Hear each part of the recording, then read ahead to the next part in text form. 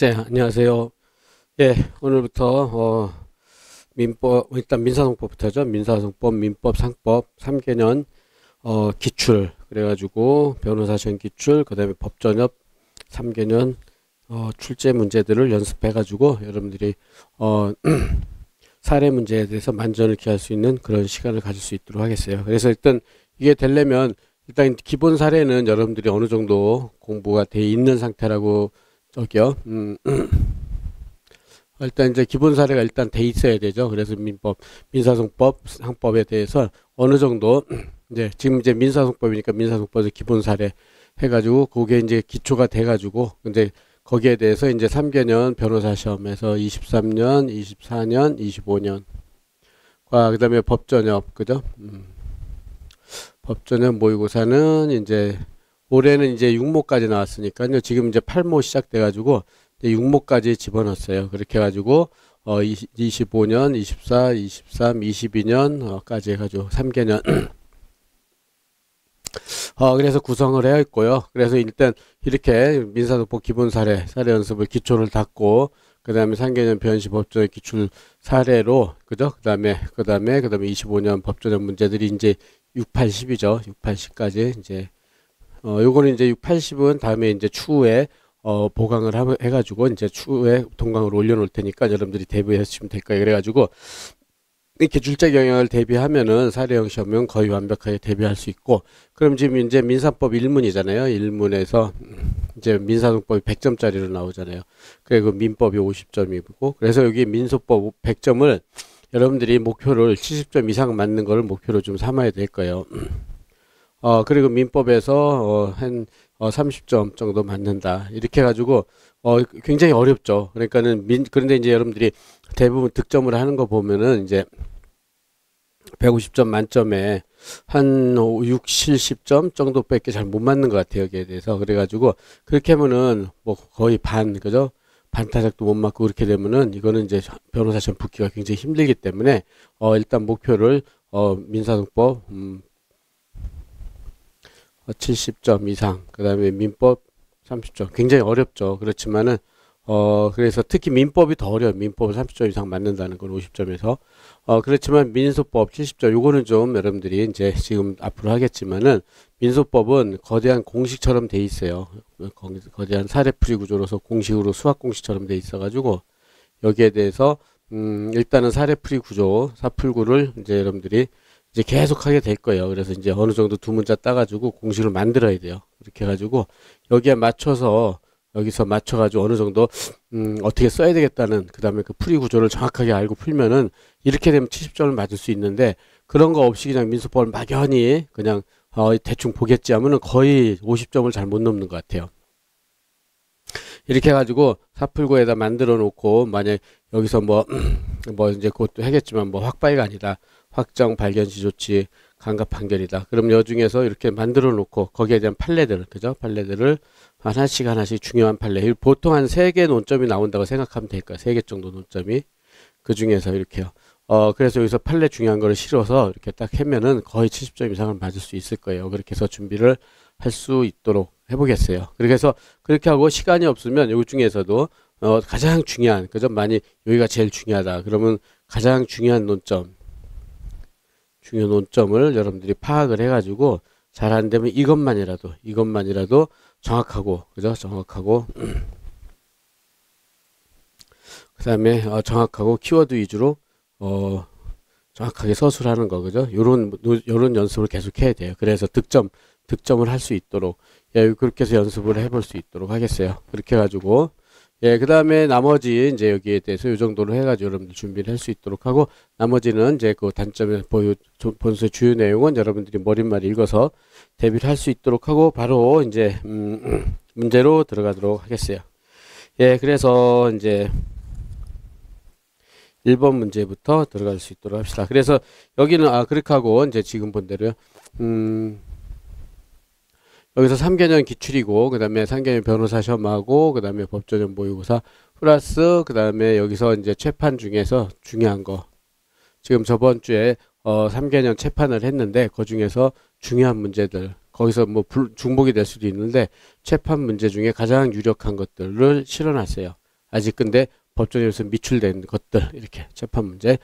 이래서 변호사 시험, 법정역 재판. 근데 이제 변호사 시험은 기출이 됐기 때문에 또 바로 나오진 않으니까 요거 그냥 간단히 체크하는 정도만 하고 주된 거는 이제 법정역 모의고사와 재판 문제를 대비를 해야 되니까 그죠? 내년 시험에 대비를 해야 되니까 요거하고 요거를 위주로 해가지고 풀겠어요. 변호사 시험은 확인하는 정도. 아 이런 문제가 나왔다 이렇게. 그래서 해서 넘어갈 수 있도록. 예, 그렇게 해서, 그렇다면은 이제 지금부터 이제 사례를 풀면서요, 어떻게 하면 이제 두 문자를 따가지고 사풀구를 만들고, 거기에 대해서 가장 중요한 판례들을 적재적소에 쓰고, 그저 가장 중요한 논점인 판례들을 정확하고 키워드 위주로 서술하는 방식을 준비를 해보도록 하겠어요. 그래서, 예, 1번 문제. 요거는 이제, 거기 이제 23년도 최근 판례죠, 최근 판례. 그렇게 해서 각종 모의시험에서 많이 나오고 있는 건데, 아직 법전협에서는 작년에 기록형에서 나왔죠, 법전협에서는. 법전협에서는 아직 사례는 안 나왔고, 기록형. 뭐, 이번 8모에서 나올 수도 있을 거예요. 그죠? 그러니까 기록형에서 8모인가 해서 나왔어요. 그죠? 그래서 이거를 대비를 해놓고, 그래서 이제 요거를 이제 연습을 해보도록 하겠어요. 그래서, 출제 가능성은 당연히 A급이죠, 이건 A급. 그죠? A급으로서 이건 출제될 가능성이 높다. 이렇게. 그럼 A 국가. 이제 여러분들 재판에 했었지만, 이게 몽골이었어, 몽골. 서울 용산구에 있는 토지를 매수하여 소유권 전등기를 마치고, 주한, 그 다음에 몽골 외교 공사관으로 사용해 왔어요. 그러자 갑은 A 국가 소유 토지에 인접한 토지를 매수하여 소유권 전등기를 마쳤는데, 그 이후 이 사건 건물이 갑소유 토지 중 일부를 침범한 상태로 건축되었고, 갑소유 토지 중에 약 20제곱미터를 이 건물 부지로 사용하여 사실을 이제 발견을 한 거예요. 그래서 갑은 몽골 A 국가를 상대로 건물 철거 및 토지 인도 차임 상당의 부당이득 반환 청구를 했어요. 그래서 청구를 3개를 했죠. 건물 철거를 하고 그 다음에 토지 인도도 하고 차임 상당의 부의반도 청구하고요. 그러자 A 국가는 위 청구에 대해서 우리나라 법원에 재판권이 없으므로 부적법하다고 주장. 이런 게 이제 본안 전 항변이죠. 부적법하다고 소를 각하해달라고 하는 게 본안 전 항변이죠. 본안 전 항변. 을 하고 있다. 그래서 이렇게 법원은 갑의 청구에 대해서 법원은 갑 청구와 A 국가의 주장에 대해서 어떤 판결을 해야 되는지 근거와 함께 논하라 이렇게 돼 있죠. 그래서 요거 이렇게 하고 그 다음에 이제 여기 여러분들도 나눠지는 게 노트인데요. 네, 그래서 노트에서 이제 맨 처음에 1번이요. 그래서 이제 여러분들 하여튼 뭐 공식처럼 짜야 되는데 요거는 이제 일반론이니까 일반론 빼고 여기에 관련된 사례. 그러니까 노트가 있는 거는 제가 제 기본 사례 노트에서 따서 했고요. 그 다음에 노트가 없는 거는 백지라서 간단히 필기하면서 정리를 할 거예요. 그래가지고 요 노트가 있으니까 여기 문제 소재부터 봅시다. 문제 소재부터. 그러면 여기서 본 대로 갑소유 토지를, 그죠? 이렇게 갑소유 토지를 몽골이 외교 공간을 쓰면서 이렇게 침범을 여기 20제곱미터를 침범했단 말이에요. 거기에 대해서 갑이 몽골에 대해서 실제 판례 사안을 보면요. 1차적으로 대인건설, 대지인도 건물 철거를 구하고, 그 다음에 땅을 무단 사용으로 인한 부의반을 청구했어요. 그 다음에, 이제 판례 원사안에는 소유권 확인까지 했는데, 요거는 이제 나중에 하기로 하고, 일단 요거 대인건설 부당이득 반환 청구에 대해서만, 여러분 체크를 하면 될 것 같아요. 그래서 이제 몽고가 이제 본안전 항변을 할 때 국내 재판권이 없기 때문에 소를 각하시켜달라. 그죠? 그래서 여기에 대해서는, 간단하게 이제 봅시다. 그래, 종래 판례는 여기서요. 종래 판례는, 여기서 이제 상대적 면제론을 취했어요. 상대적 면제론. 그렇게 해가지고 종래 판례는 절대적 면제론. 그래서 외국 국가에 대해서 우리나라 재판권은 전부 그냥 행위의 성질과 관계없이 전부 면제된다는 절대적 면제론 입장이었어요. 그런데 여러분들 이렇게 종래 판례는 간단히 한 줄 쓰는 거라고 그랬죠. 간단히 쓰고 그 다음에 상대적 면제론으로 판례가 변경이 됐어요. 이렇게. 그렇게 해가지고 이제 앞자 따서 하면은 주면3위, 그죠? 주권적 행위는 우리나라 재판권이 면제되지만 사법적 행위는 미친다. 주면3위. 다만 사법적 행위라도, 그죠? 사법적 행위라도, 여기서 이제, 주자로, 여기 저기 아니라 그러니까 주권적 행위와 밀접한 관련이 있어서 부당한 간섭이 됐을 때는 다시, 재판권이 미치지 않는다. 면제된다. 이렇게. 사법적 해도 이렇게 면제된다. 이렇게 돼 있죠. 그래서 주면3위 주밀부. 이렇게 외우는 거죠. 주면3위 주밀부. 예, 그렇게 해서 보고, 따라서, 그럼 여기서 본 대로, 이제, 첫째는 외국 국가가 국내 토지를 단지 점유만 하고 있을 때는 외국 국가가 우리나라 토지를 점유하고 있다. 그렇게 됐을 때는 주권적 행위가 아니잖아요. 그러니까 그 단순한 점유는 그 사법적 행위니까 재판권이 미친다. 그렇지만 외교관 건물로서 점유하고 있을 때는 그죠? 이거는 빌록 사법적 행위, 땅을 개인적으로 점유한다 하더라도 거기에서 주권적 행위에 밀접한 관련이 있어서 거기에 대해서 간섭을 하면 부당한 간섭이 될 수 있어서 재판권이 면제된다. 이렇게 하는 거예요. 그죠? 그래서 외교 공간으로 점유하고 있는 공간, 건물 자체를 철거하라. 그죠? 이렇게 하는 거. 이건 당연히 그죠? 이렇게 되기 때문에 주권적 행위에 밀접한 관련이 있어서 부당한 간섭이 되는 행위가 되겠죠. 그래서 여기서는 재판권이 없어요. 그래서 여기는 소를 각하시켰죠. 그 다음에 그렇지만 부당이득 반환 청구까지 그죠?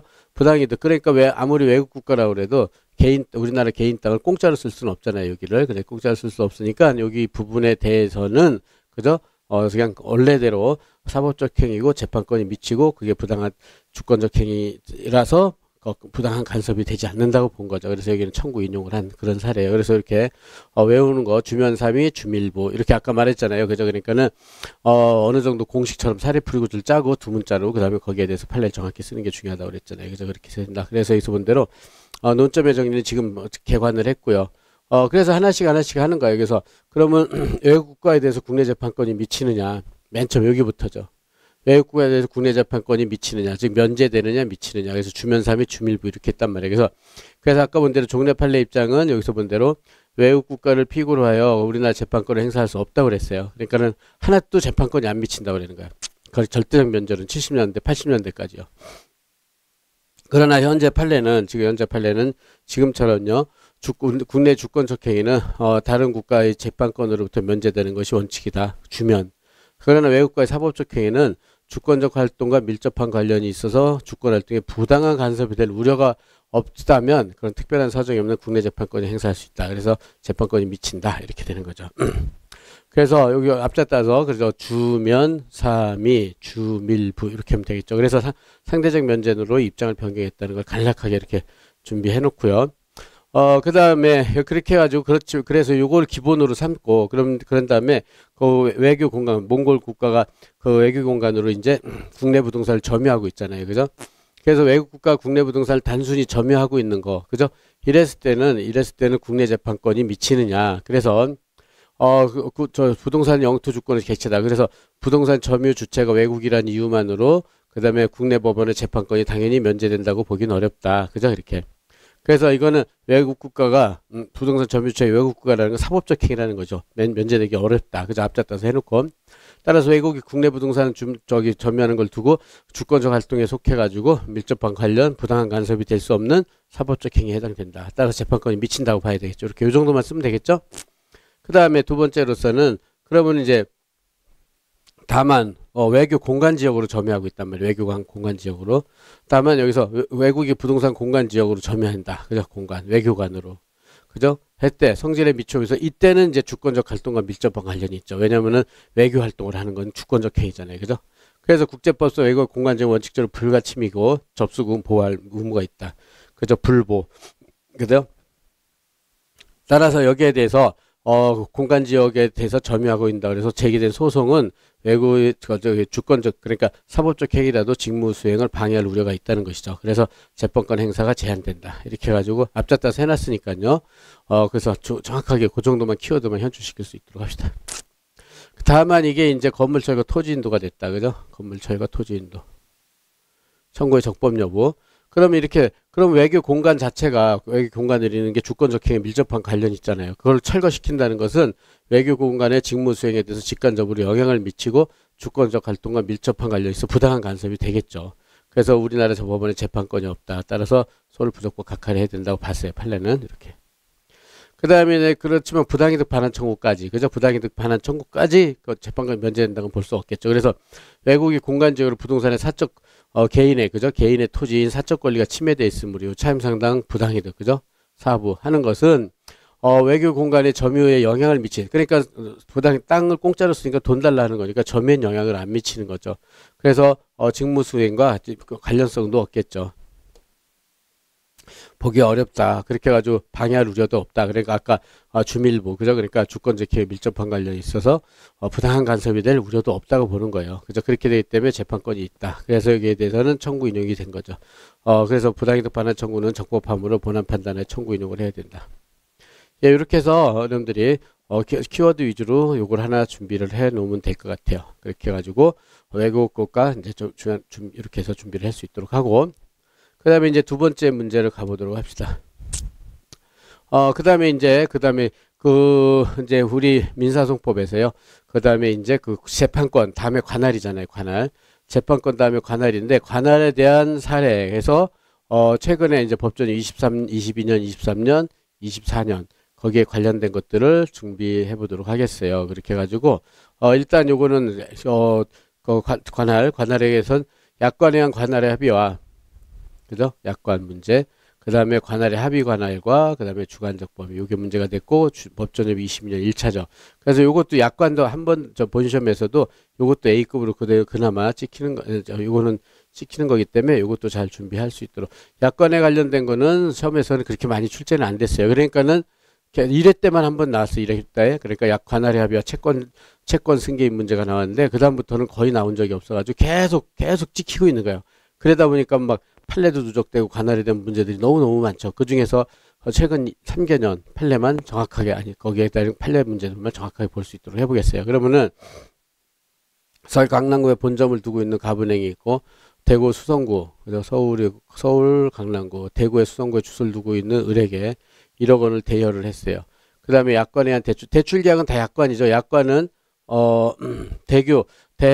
대기업이, 그죠? 대규모 거래를 할 때 정형적인 양식으로 이제 계약을 하는 것을 약관이죠. 그래서 약관규제법에서 규율을 받는단 말이에요. 그래서 하여튼 대출 계약, 그 다음에 보험 계약, 자동차 계약, 그죠? 그런 것들은 다 약관이라는 걸 체크를 해두고요.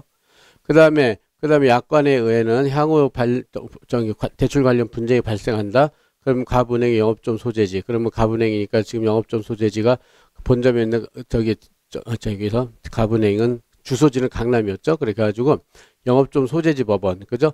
의 관할 법원으로 한다는 조항이 포함되어 있었다.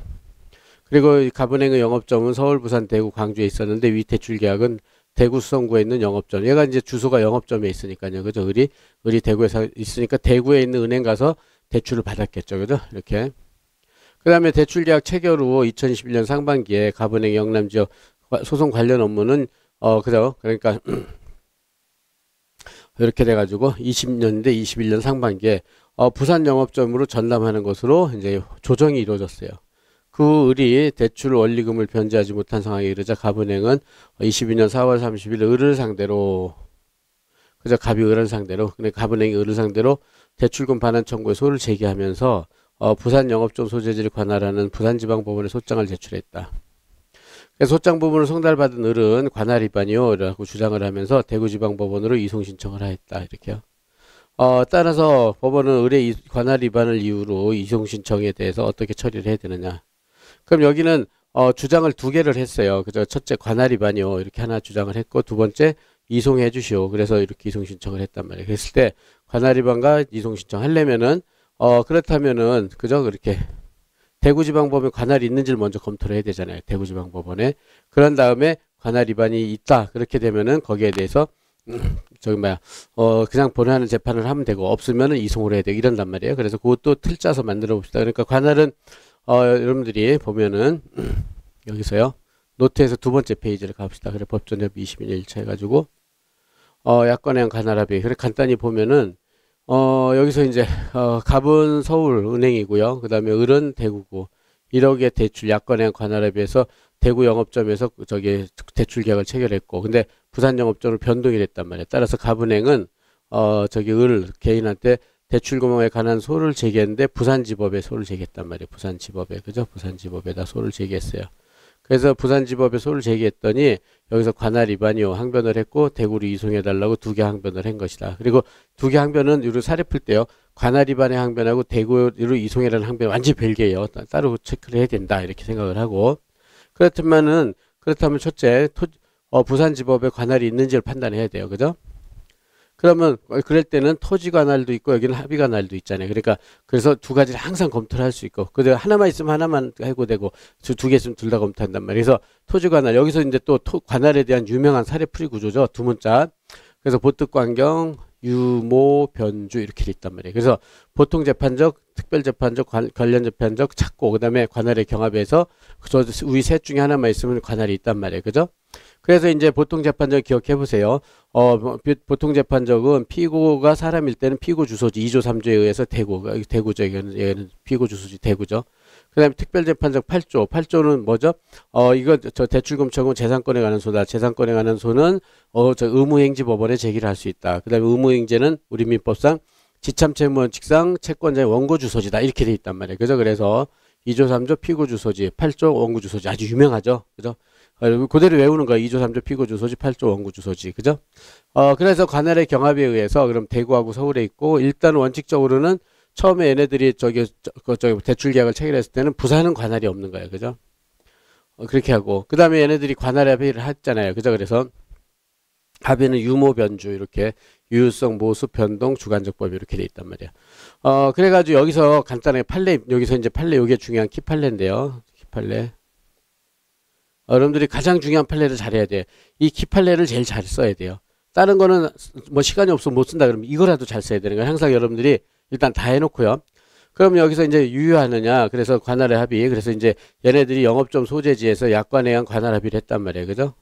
그래서 약관에 그러니까 관할합의는 29조에 토지 관할이 이렇게 29조에 있어서 가지고 29조에 조문에 있는 요건을 하는 거죠. 그래서 제1심의미 관할 그다음에 법률 관계와 법원이 특정되고 서면에 의한다. 그걸 간단히 쓰고 다음은 약관에 의한 관할 합의 이게 과연 유효한지 문제에 대해서 판례를 정확하게 서술해야 돼요. 판례는 약관규제법 14조에서 약관에 의한 관할 합의를 했을 때 그 약관이 고객에 부당 불리하면 무효다. 이렇게 딱 규정이 돼 있어요. 그럼 언제 부당 불리하냐? 그래서 이 약관에 의한 관할 합의가 대기업한테는 유리하고 고객한테 불편할 뿐만 아니라 더더욱이나 그렇게 약관에 의한 관할 합의가 대기업의 지위를 남용하고 진함 그 다음에 거래 질서를 훼손. 그래서 앞자 따서 이것도 한단 말이에요. 키워드를 진함 거해. 고객에 부당 불리하다. 대기업한테는 유리, 고객한테 유리, 불편. 그러려면 어떻게 되느냐? 대기업의 지위 남용, 거래 질서 훼손하는 정도가 돼야 된다. 그래가지고 그러면 영업점의 관할 합의는 어디냐? 그랬을 때 판례는 뭐라고 그러냐면 대구에 최초로 했을 때 대구에 있는 사람이 대구 영업점에서 관할 합의를 했잖아요. 그죠? 약관 대출을 받았잖아요. 그러면은 대구인 사람이 대구에 있으니까 대기업한테 이게 고객 불편할 리가 없잖아요. 그죠? 대구의 사람은 대구은행 바로 갈 수 있으니까. 그래서 그것만 가지고는 지위남용 거래 질서를 훼손한 게 아니다. 그래가지고 대구의 합의는 유효하고 다만 이 부산으로 변동된 거는 그죠? 부산으로 변동됐잖아요. 이때 이거야말로 이거 부산으로 변동돼서 부산에서 소를 제기한다면은 이건 대구에 있는 사람이 부산까지 가야 되면 불편하잖아요. 그래서 그거는 지인하면 거래질서 훼손한다고 본 거예요, 이게. 따라서 이거는 무효로 본 거예요. 이 정도로 딱 간단히 체크를 해두는 거예요. 그래서 부산으로 변동됐는데 변동된 영업점이 아니라 대구 영업점이다. 그래서 여기는 관할이 없게 되는 거예요. 예, 그렇게 됐다. 그래서 유효성에서 대구의 영업점은 관할이 없게 된다. 그렇게 됐고, 그 다음에 그렇다면 대구에 합의를 했는데 대구 여기서 본 대로 문제에서 보면은 여기서요. 결국은 여기서 본 대로 이걸 잘 찾아야 되는데 가분행 영업점 법원에 관할 법원이라는 조항이 포함됐다. 이게 관할의 합의잖아요. 그래 관할의 합의인데 그 관할의 합의 의사가 전속적이냐? 그럼 오직 대구에서만 한다. 또는 부가적 다른 데도 하고 여기도 해야 되느냐? 이렇게 정해져 의사가 분명하면 여기에 따라서 하면 돼요. 그죠? 근데 이게 이제 분명하면 되는데 지금은 이런 말이 없잖아요. 부가적인지 전속적인지 불분명하죠. 불분명. 전속적이냐 부가적인지 불분명하구나. 이걸 찾아놓고요. 이렇게 찾았어요. 그럼 불분명할 때 판례는 뭐라고 그러냐면 이렇게 합의된 법원이 이렇게 여기 판례 보면은 합의한 법원이 법정 관할 중 그죠? 그러니까 불분명하다. 그죠? 판례는 합의한 법원이 법정 관할 법원 중에 합의를 하면 전속적 합의고 그렇지 않으면 부가적 합의다. 이걸 정확히 쓰는 거죠. 그래서 여기서 이제 법정 관할 중 합의를 하면 전속적 합의다. 이렇게. 그런데 여기서는 대구로 했잖아요. 그죠? 그러니까는 대구라는 법정 관할. 그죠? 토지 관할은 민사법에 규정됐으니 법정의 토지 관할이란 말이에요. 그러니까 대구의 관할이 전속적 합의가 된 거예요. 그래서 관할이 변동이 일어나 가지고 이제 어디만요? 전속적 합의 법원만. 그죠? 그러니까 전속적 합의니까 대구에만 관할이 있고 그죠? 나머지 나머지 법정 관할을 소멸시킨단 말이에요. 나머지 법정 관할을 다 소멸시켜요. 이게 이제 전속적 합의의 관할의 변동이죠. 그죠? 이렇게 된다. 그래서 이제 대구만 관할 있고 나머지는 없어졌어요. 그죠? 그래서 부산도 없고, 그죠? 그 다음에 관할의 변동이 일어났고, 그 다음에 주관적 범위는 이건 당사자 사이니까 당연히 관할에 효력이 미친다. 그쵸? 그렇게 돼가지고 부산에는 관할이 없어요. 대구에만 관할이 있고. 그래서 보특강경 유무변조 쓰는 방법, 보특강경 유무변조 확실히 외워놓고, 그 다음에 이제 보특강경 유무변조를 해놓고, 그 다음에 여기에 대해서, 법원의 조치. 법원은 일단은, 부산지방법원은 이제, 관할이 없다. 관할이 없어도 부산지방법원은 어떻게 하죠? 그러니까 관할이 없다 하더라도 일단은 변론기를 열어줘요. 왜냐면 피고가 관할 위반으로 항변할지 안 할지 모르기 때문에 변론기를 열어준다. 연다. 이렇게 돼가지고 그래서 여기서 첫째 피고가 그러니까는 피고가 관할 위반의 항변을 하질 않아요. 그저 이의가 없으면 관할 위반의 항변을 하지 않는다. 항변이 없으면 그냥 변론 관할 해가지고 변론 관할이 발생해가지고 그냥 재판을 속행하면 돼요. 그죠? 관할을 발생해서 이제 재판을 하면 되고, 그죠? 그랬는데 두 번째로는 피고가 지금처럼 관할 위반에 항변을 했단 말이야. 항변을 했다. 항변이 있다. 있을 유자. 그렇게 되면 심사를 한단 말이에요. 그래서 그렇게 해가지고 이제 거기에 대해서 관할의 항변이 저기 해서 심사를 해가지고 관할 위반이 되면 이송을 해버린단 말이에요. 이송. 그래서 여기서 본 대로 그런 다음에 그렇게 했는데 그래서 여기서 근데 두 가지 항변이 있다고 그랬잖아요. 여기서 관할 위반에 항변을 했고 이송 신청권에 항변을 했단 말이에요. 근데 우리 판례는 이송 신청권에 대해서는 이송 신청권에 대해서는 법 규정이 없기 때문에 그죠? 이송 신청권 법 규정이 있기 때문에 이걸 부정을 해요. 부정. 따라서 이송 신청을 해도 아무런 재판을 해줄 의무가 없어요. 이송 신청권은 법원이 구속되질 않아요. 그래서 그냥 바로 직권으로 심사를 해버려요. 관할 위반의 항변을. 그래서 법원 직권 심사에서 34조의 직권으로 대구로 이송만 할 수 있지 이송 신청권 때문에 하는 게 아니에요. 그래서 관할 위반 항변 요거는 인정해요. 그러니까 외울 건 관할 위반의 항변을 인정하고 이송 신청권을 인정을 안 해요. 그래서 이송 신청권에 대해서는 무시해버려요. 재판할 의무가 없고. 그러나 관할 위반의 항변이 인정되기 때문에 관할 위반이야? 그럼 직권으로 심사해서 관할 위반인지 심사한 다음에 관할 위반이면 관할 있는 법원으로 직권으로 이송해준다. 이렇게. 그래서 보특관경 해가지고요. 이렇게 이송과 변론 관할. 그래서 이변 이렇게 10개를 외우는 거예요. 10개. 그래서 요거 하나만 가지고도 이제 관할의 대부분 문제를 하려고 했는데요. 이렇게 해서 봅시다. 그러면은 그래서 1번 해가지고요. 그래서 논점에 정리됐고 그 다음에 이제 맨 처음에 부산지방법원에 토지 관할이 있는지 판단해야 되겠죠. 보특관경 해놨죠. 그래서 보통재판적 2조 3조 피고주소지 을주소지 이건 여러분들 읽어서 정리하고 특별재판적 그러니까 재산권에 관한 소 이렇게 의무행지 그 다음에 법원이고 따라서 의무행지는 지참채무 원칙상 원고주소지란 말이에요. 그죠? 원고는 법인이니까 원고 본점 소재지인 서울중앙지방법원에 관할이 있다 이렇게. 그래서 관련 재판적은 논점이 아니니까 여기에 대해서 관할의 경합에서 대구 서울 관할이 있고 일단 원칙적으로 부산에는 없다 이렇게 간단히 노트 나온 거 좀 그대로 하면 돼요. 그런 다음에 가불의 관할의 합의관할은 유무변주인데 얘네들 사이에 합의가 있었잖아요. 문제 소전 지금 받고 그 다음에 합의의 모습은 당사자 의사가 불분명하잖아요. 전속적인지 부가적인지. 그래서 판례 입장에 따르면 이렇게 법정 관할 법원에 속하는 법원 중 어느 하나 법원을 관할 법원으로 정하는 약정을 했다. 그렇게 되면 전속적 합의로 보는 거예요. 그죠? 사안에서는 가까운 법정 관할 법원이 법은 뭐죠? 민사성법에 규정된 관할 토지 관할을 말해요. 민사성법 규정된 토지 관할. 그 중에 하나는 대구지방법을 관할로 합의했기 때문에 전속적 합의다. 이렇게 쓰는 방법을 외우고요. 그죠? 그래 관할 합의의 효력은 일단은 유효 요건에서 민사성법 29조에 따라서 제1심 임의 관할이 돼요. 그 다음에 합의의 대상은 대출계약으로 특정돼 있어야 되고 그 다음에 약관에서 합의했으면 서면하고 그 다음에 관할 법원도 대구지방법으로 특정돼 있어야 된다. 이렇게 해서 간단하게 제1심 임의 관할 그 다음에 합의의 대상 법원 그 다음에 서면 이렇게요. 그 다음에 약관에 한 관할 이게 이제 제일 중요한 논점이 되겠죠. 이게 제일 중요한 논점이다. 그렇게 돼가지고 약관규제법에 대해서는 판례는 3개 논점이 있는데 그러면 관할에 여기서 약관규제법 약관규제법에 따른 약관이다. 약관. 그래서 따라서 여기서 본 대로 아까 사업자한테는 유리할 만정 원거리 거주하는 고객에게는 불편하단 말이에요. 이것뿐만 아니라 사업자가 그 다음에 지남거래라고 그랬죠. 지위를 남용해서 건전한 거래 질서를 훼손하는, 여기 더 중요해요. 진함거래, 진함거래. 요거 외워가지고 이랬을 때 부당하게 분리하게 된다는 거예요. 이렇게 됐을 때는 약관규제법 14조에 따라서 고객의 부당분리 무효다. 이렇게. 알겠죠? 쓰는 방법 요거 간단히 쓰고요. 사안에서는 따라서 그래서 약관에 대한 대출계약, 그래서 본점수 해지가 아니라 고객 의뢰 주소지인 대구지방법원 관할 합의를 했죠. 따라서 회사한테 유리할 망정 원고리상 고객 불편함이 없단 말이에요. 그죠? 그 불편을 초래하고, 왜 대구 사람이 대구에서 대출을 받았기 때문에, 따라서 약관규제법 14조 거의 부당분리하지 않기 때문에 유효라고 볼 수 있어요. 대구가. 그죠?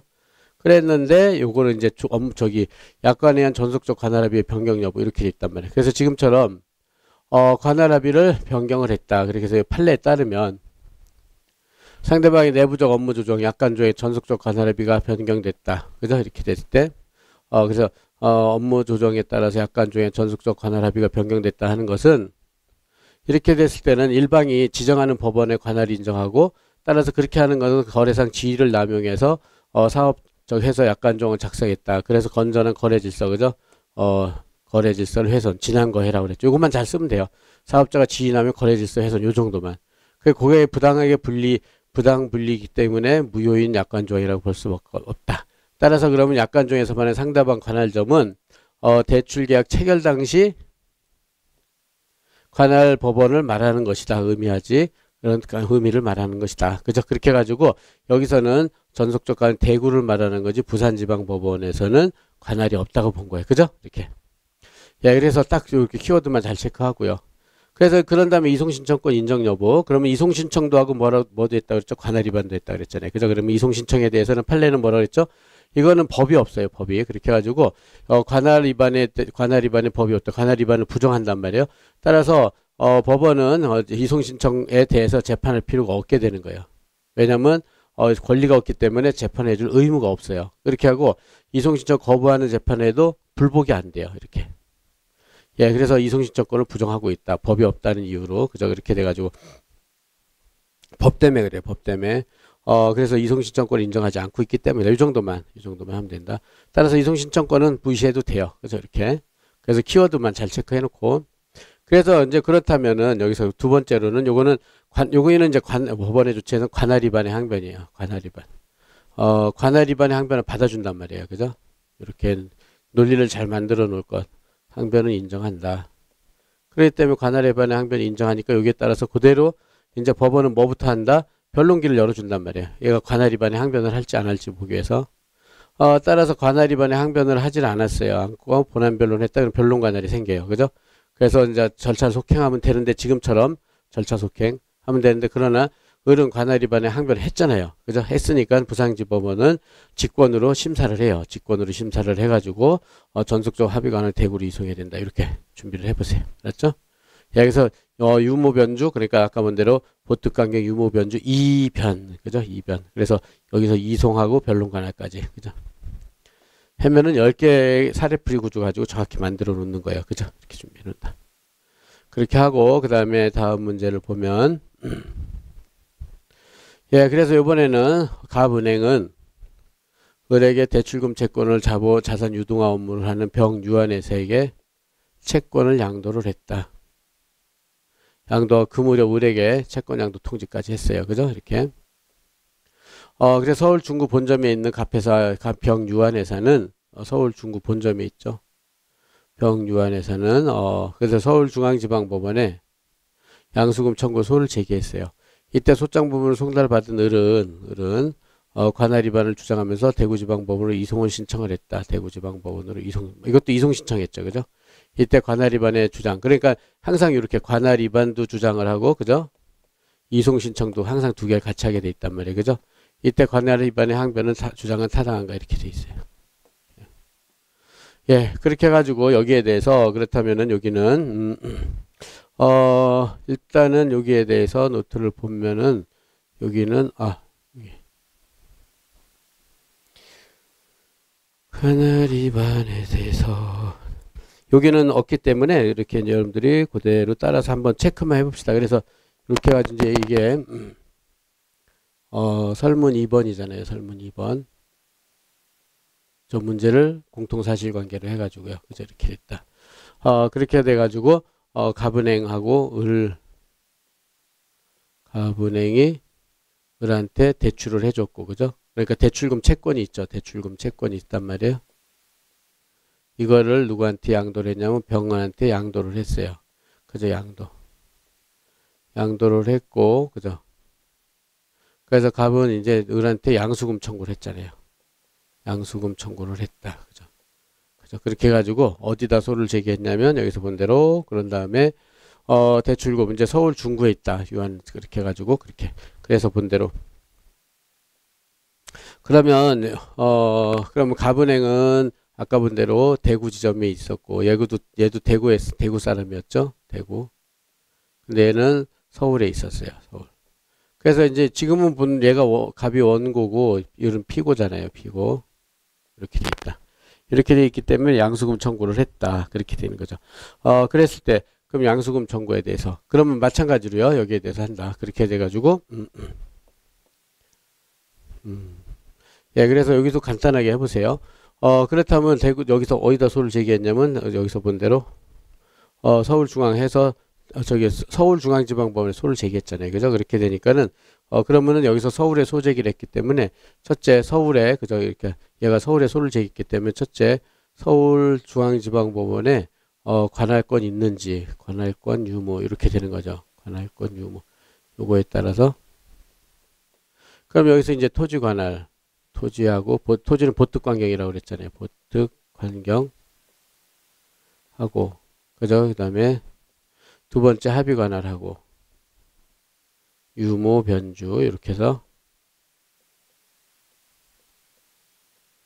10개 보특관경 합의 관할 유무 변주 이렇게 나면 이걸 먼저 찾아야 되는 거죠. 그래서 그 토지 관할은 이제 원고는 병이고 그죠? 피고는 을이잖아요. 그러니까 여기에서 찾는 거 합의는 누구랑 했냐면 갑악을이랑 했잖아요. 갑악을이 이렇게 찾는 거죠. 이렇게 여기도 플러스로 합시다. 이렇게 해서 토지 관할과 합의 관할이 주체가 달라져요. 그러니까 이렇게 주의하고 그래서 왜냐면 토지 관할은 원고 피고 사이에 검토를 해야 되니까 그죠? 그래서 보통 재판적 2조 3조 피고 주소지다. 그러니까 대구고 그 다음에 8조 이거는 재산권에 관한 서는 양수금 청구 대재산권 의무행지 법원인 서울이고 서울 이렇게 돼 있죠. 그 다음에 관련 재판적은 특별히 논점되는 게 없으니까 빼고 그래서 관할의 경합에 의해서 대구하고 서울에 있어요. 대구하고 서울에 있다.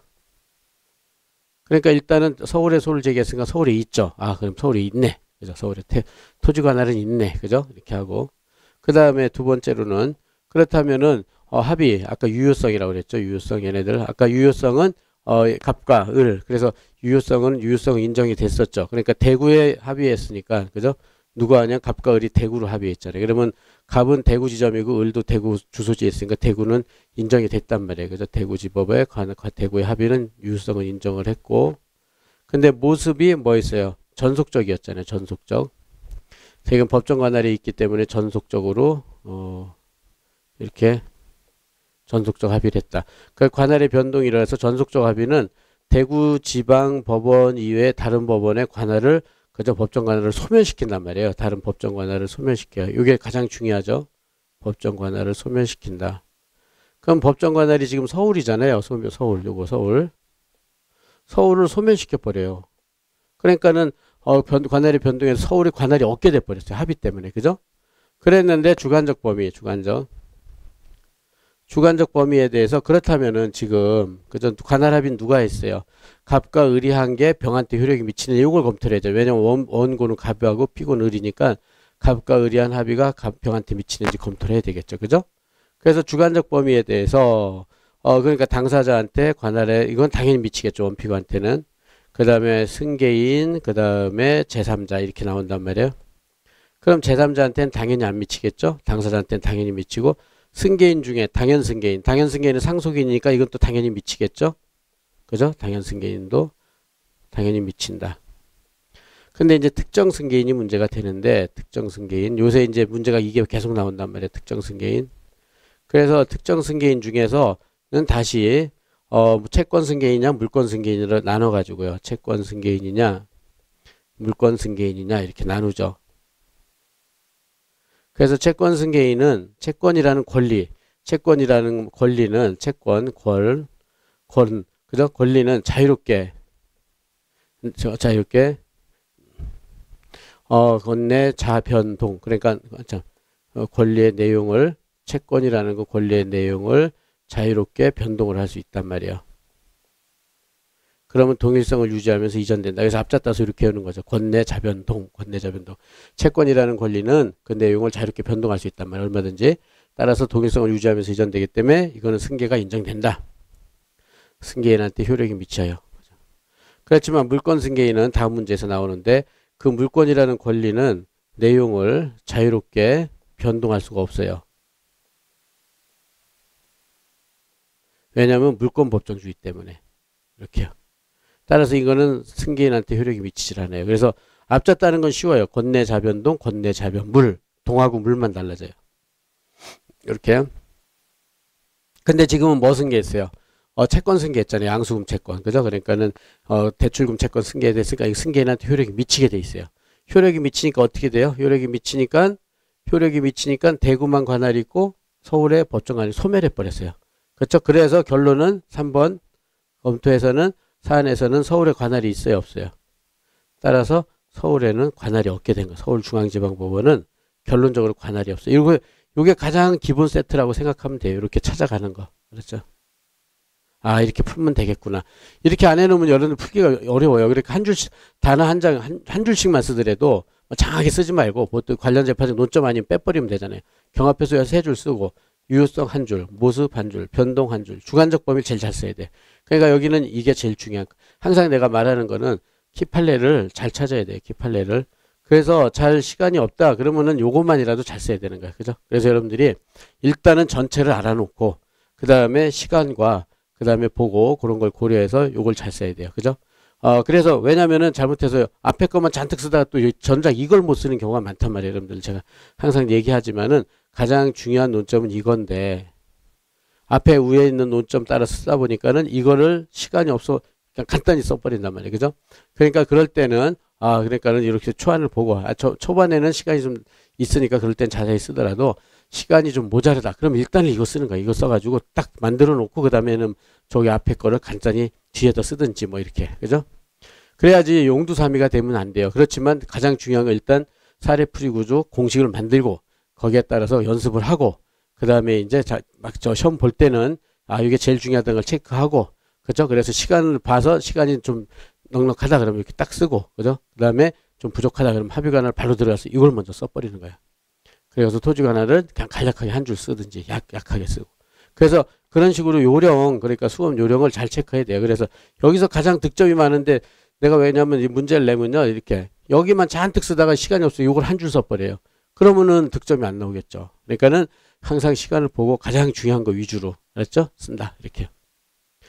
그래서 그렇게 되니까 이제 그 서울엔 관할이 없어요. 그죠? 그래 보특관경. 그럼 서울중앙지방법원의 조치는 뭐냐? 이렇게 아까 본 대로 뭐부터 한다고 그랬죠? 변론기를 열어준단 말이에요. 왜냐면 관할 위반에 항변을 하는지 안 하는지 보기 위해서 변론기를 열고 지정한다고 그러죠. 지정한다. 따라서 누가 피고가 나와서 관할 위반에 항변 그러니까 관할 위반에 어떻게 했냐면 관할 위반이요. 두 가지를 했죠. 관할 위반이다. 이송 신청을 해달라 이렇게 했단 말이에요. 그죠? 요거는 인정이 되니까는 직권으로 심사해서 관할 위반이 됐잖아요. 그렇게 되니까 어떻게 해요? 이거는 채권 승계. 그러니까 서울에서 대구로 이송해버리면 돼요. 대구로 해서 대구지법으로 이송한다. 요게 답이에요. 그죠?